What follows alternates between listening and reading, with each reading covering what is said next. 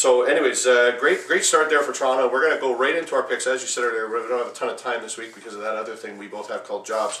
We're going to go right into our picks, though, for this week. And I'm going to throw it to you again. I'll give you the option. You make your pick, or you tell me to pick first, and we'll do it that way. And I will preface this with, I haven't even looked at this. I just looked at this right now when you handed it to me. So Calgary at Minnesota, a rematch of last week. Calgary at Minnesota. Minnesota seemingly got one heck of a home crowd there. I didn't read too much about Zach Greer and his the effect he had on Minnesota, but I don't think Minnesota, my mini fans, got the legs against the defending champs. Calgary is going to take this one. And I'm going to take Calgary there as well.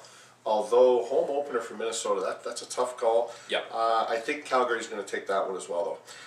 Edmonton, their first action of the season, they played twice this weekend. Edmonton goes into Washington to play the Stealth. Washington had a nice crowd. They got an 8,500 seat arena there. They had 4.5 according to the stats. The fans really liked it. I like the Stealth. And I'm going to take Edmonton there. First game of the season. I know Coach Keenan, and I know a lot of the guys there will just be chomping at the bit. Washington is a good team, and they are at home. But Edmonton, I think, is going to be one of those teams they're going to contend this year. Okay. Rematch. The Blazers come into Toronto, and you want me to just make my pick because I think I know what you're doing. Okay.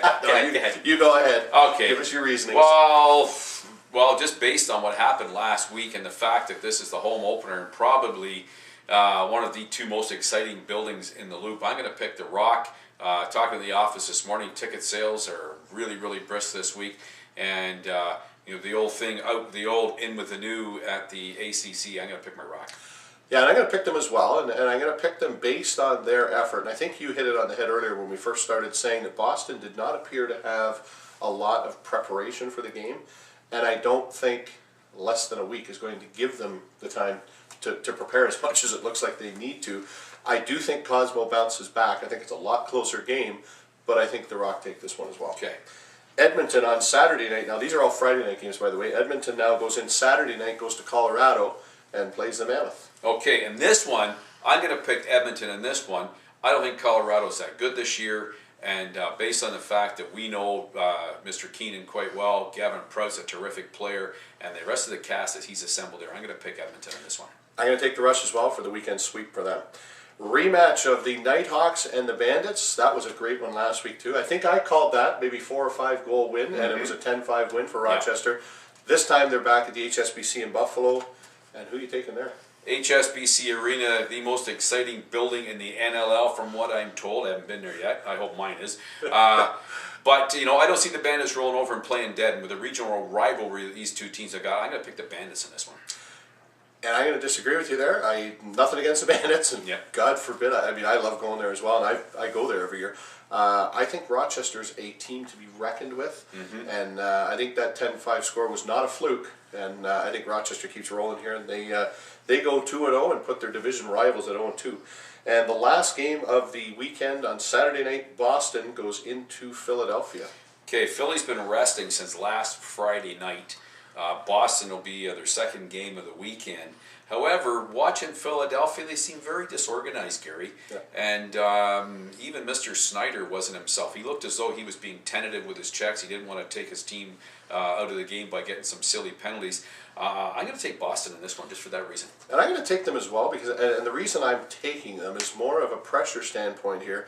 This will be Boston's third game. I think they're going to struggle. I don't think they're going to win in Toronto, but I think going 0-3 to start the season is going to be a huge deficit for them, and I think they're going to come back and they're going to win that game. Agreed. Philadelphia, until I see something a little bit more, I don't think they look like a real strong team. Boston is a good team. Obviously didn't play well in that first game, so I think though game 2 they're gonna struggle. They're gonna lose in Toronto, but I think game 3 they're gonna pull it together and they're gonna take that one as well. I agree. Okay, funny happening last week. I read about in Orlando with a couple little fights going on in the third period. Philly was just trying to make a little statement and take a few guys down. Mothers running, screaming from the stands with their children to the local constabulary, asking to have Mr. Snyder and company arrested when they came off the floor for assault and battery. It made the Orlando Sentinel, the local newspaper there, much to my I was laughing at this one, and so were the rest of the people that read this. Yes, there was actually mothers that were pulling their children out of the stands. Ladies, welcome to the National Lacrosse League. This is the way it goes. Sometimes the boys drop them for some reason. There's a myriad of reasons they do it, but that just happens that way. And honestly, nobody really gets hurt, so don't worry about it. I got to be honest. I mean, that's you just saying that. It's the first I've heard of it. Oh yeah, it was across all the newspapers and everything in Orlando and NLL Insider.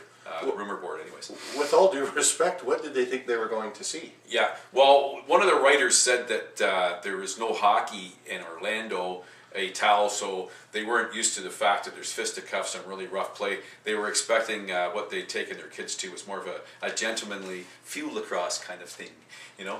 So that's what happened. Well, and yeah, I guess.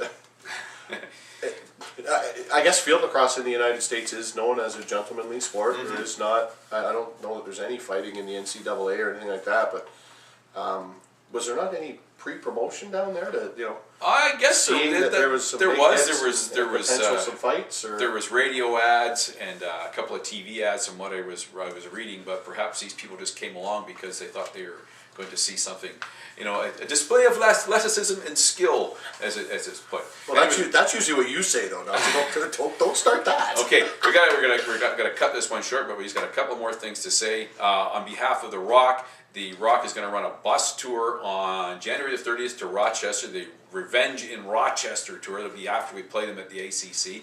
Tickets are available through the Rock site. Check it out at torontorock.com. Gary, anything else? No, that's about it. Okay. I don't have anything. All right. So Gary and I are going to be at the ACC on Friday night. Gary and I will be the people behind the microphone, the technical expert here, and me with the big mouth. And we hope everybody enjoys the game. He'll be the one splurting everything out. I'll be the one eating the pizza and feeding him the things to say. So hopefully I don't spill any sauce on one of the goals. Otherwise people might have to wait a little bit. So that's pretty much going to wrap it up. So on behalf of Ron Messer, please don't drink and drive. It doesn't just wreck cars, it wrecks lives too. Better than the one you said last week. This is Scary Mark reminding everybody out there to stay safe, be good, and keep your stick in the air. 1, 2, 3